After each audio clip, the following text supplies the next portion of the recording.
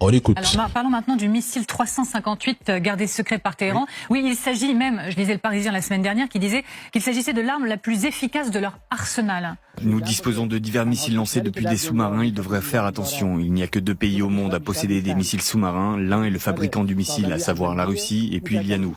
Ce missile a la capacité d'être tiré depuis un sous-marin jusqu'à la Terre. Il n'est pas seulement un missile sous-marin. Nous sommes dans une situation inédite, des missiles sous-marins qui se déplacent à 100 mètres par seconde. Les Américains ont dépensé 20 milliards de dollars ces 15 dernières années pour tenter d'atteindre cette vitesse sous-marine, mais ils n'y sont pas parvenus. Mais les Russes y sont parvenus, les Soviétiques y sont parvenus. Nous sommes équipés de ce missile. Pour tirer très près, très vite, c'est extrêmement dangereux.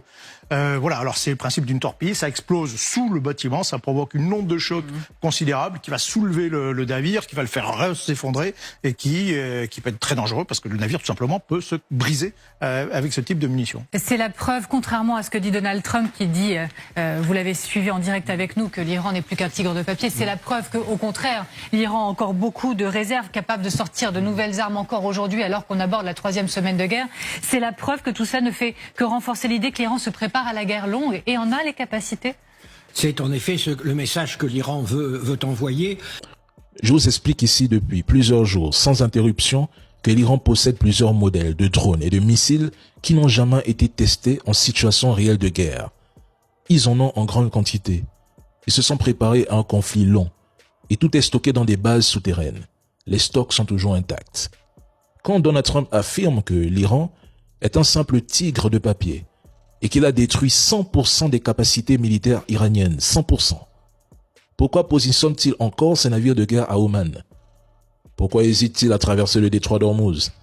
Pourquoi demande-t-il maintenant aux Européens et aux Asiatiques de venir sécuriser le passage avec lui, de l'aider? Lorsqu'il a décidé de déclencher sa guerre, à qui a-t-il demandé la permission? Personne. Il parle des intérêts européens, asiatiques dans la région. Mais qui détient des bases militaires, des entreprises, des radars, etc. dans la région? C'est Trump.